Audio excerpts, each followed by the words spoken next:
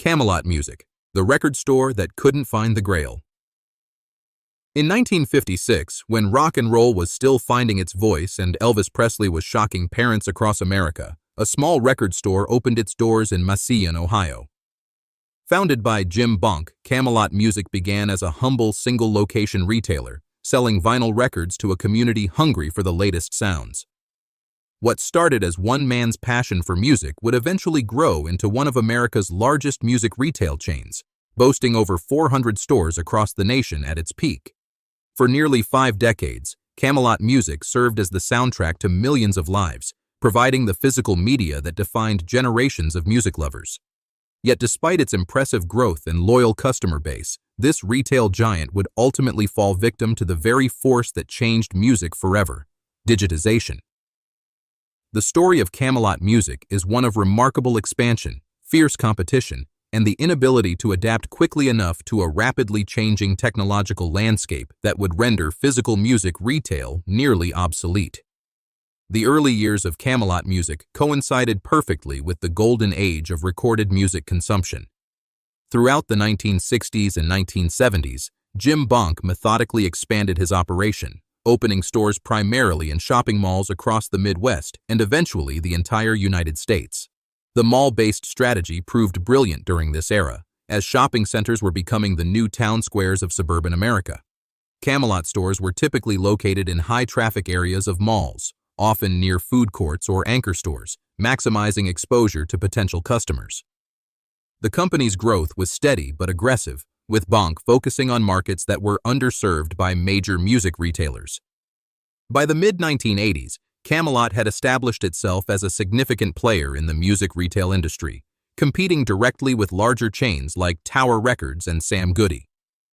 The company's success was built on a simple formula: offer a wide selection of music across all genres, maintain competitive pricing, and provide knowledgeable staff who could guide customers to new discoveries. This approach resonated with music enthusiasts who valued the tactile experience of browsing through albums, reading liner notes, and discovering new artists through the recommendations of passionate employees. The 1980s and early 1990s represented Camelot Music's golden era, coinciding with several technological advances that seemed to benefit physical music retail. The introduction of compact discs in the early 1980s created a massive opportunity for retailers, as consumers began replacing their vinyl collections with the new digital format. CDs offered better sound quality, durability, and convenience compared to vinyl records and cassette tapes, and they commanded higher profit margins for retailers. Camelot capitalized on this transition, dedicating significant floor space to CD selections and promoting the format heavily. The company also benefited from the MTV generation's voracious appetite for music, with music videos driving album sales to unprecedented levels. During this period, Camelot expanded rapidly, opening stores in major metropolitan areas and smaller markets alike.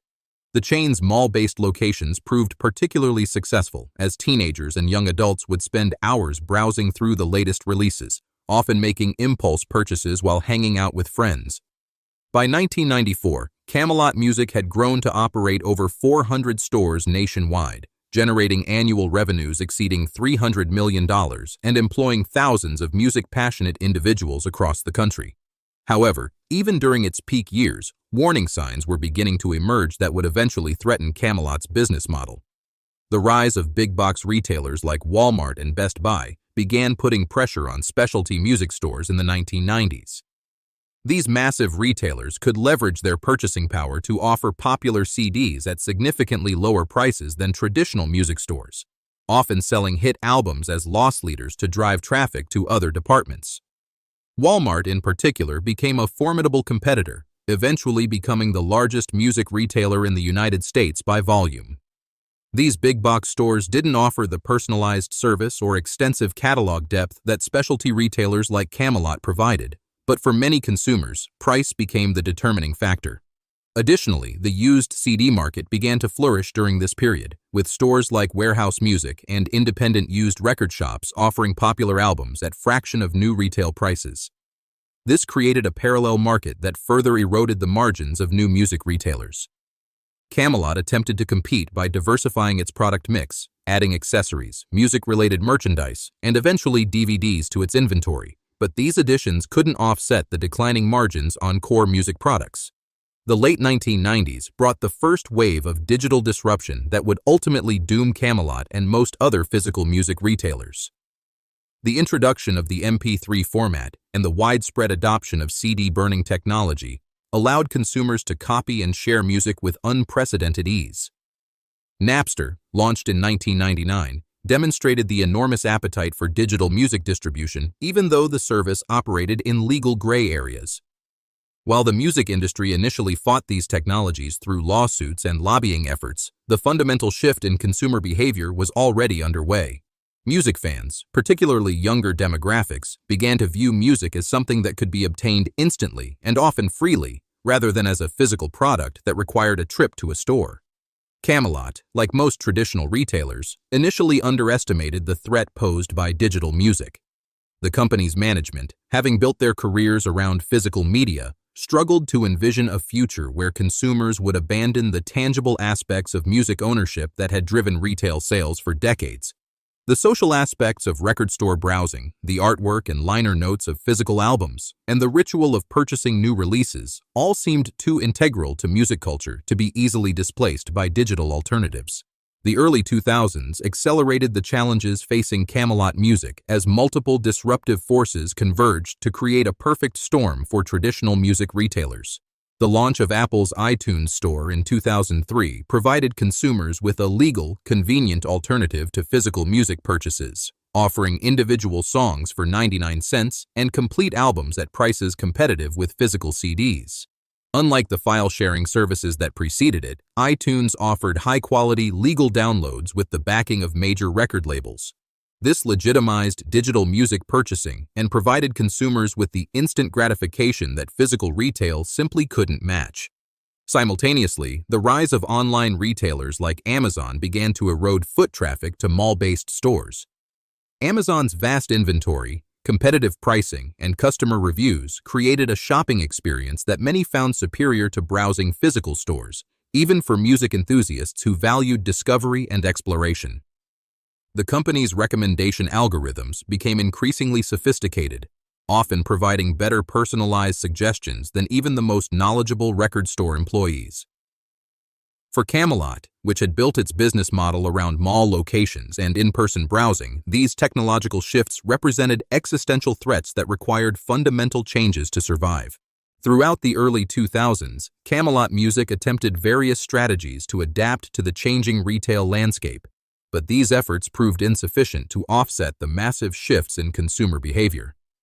The company experimented with its own online presence, launching a website that offered many of the same products available in its physical stores.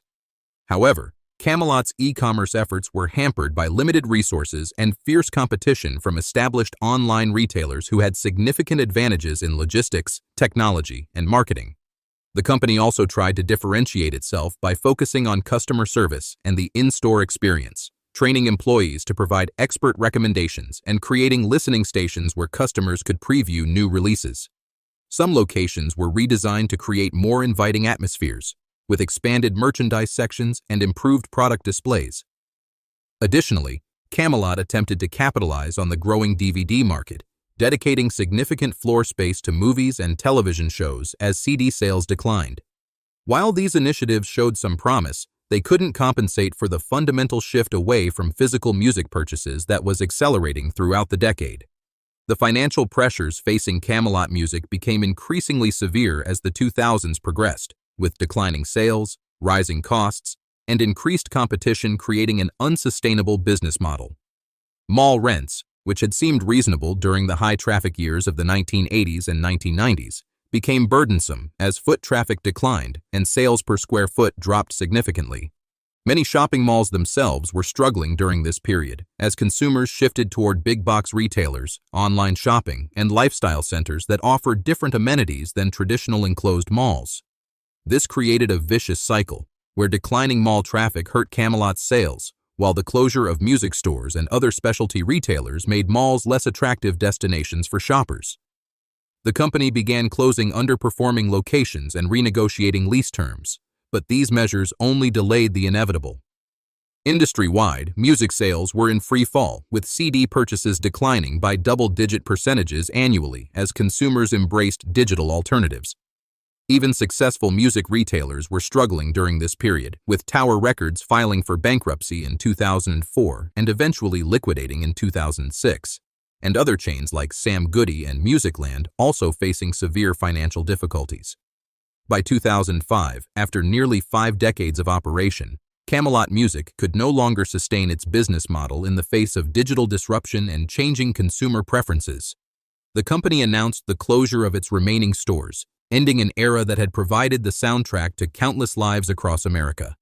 The liquidation process was swift, with inventory sold at deep discounts as locations prepared to close their doors permanently. For employees who had dedicated their careers to sharing their passion for music with customers, the closure represented not just job loss, but the end of a cultural institution that had fostered musical discovery and community. Customers who had spent years browsing Camelot's aisles, discovering new artists, and building their music collections experienced a sense of loss that went beyond mere convenience. The closure of Camelot Music was part of a broader transformation that saw thousands of independent and chain music stores disappear across the country, fundamentally changing how people discover, purchase, and experience music. The expertise of record store employees, the serendipity of in-store discovery, and the social aspects of music retail became casualties of technological progress. The legacy of Camelot Music extends far beyond its commercial success, representing a crucial chapter in the evolution of music retail and consumer culture in America.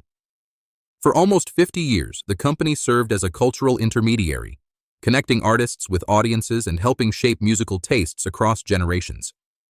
The chain's knowledgeable employees introduced countless customers to new genres and artists, fostering musical exploration in ways that algorithms and digital recommendations have never fully replicated. Camelot's mall-based locations became social gathering places where music fans could connect, share recommendations, and participate in a community built around shared musical passions. The company's rise and fall illustrates both the opportunities and vulnerabilities inherent in retail businesses built around physical products in an increasingly digital world. While Camelot Music ultimately couldn't adapt quickly enough to survive the digital revolution, its impact on music culture and the lives of its customers and employees remains significant. The story serves as a reminder that even successful businesses with loyal customer bases and strong operational foundations can be swept away by technological disruption if they fail to anticipate and adapt to fundamental changes in their industry. Today, as streaming services dominate music consumption and physical music sales represent a tiny fraction of industry revenues, Camelot Music stands as a monument to an era when music discovery required physical exploration and human connection, an era that seems both distant and irreplaceable in our current digital age.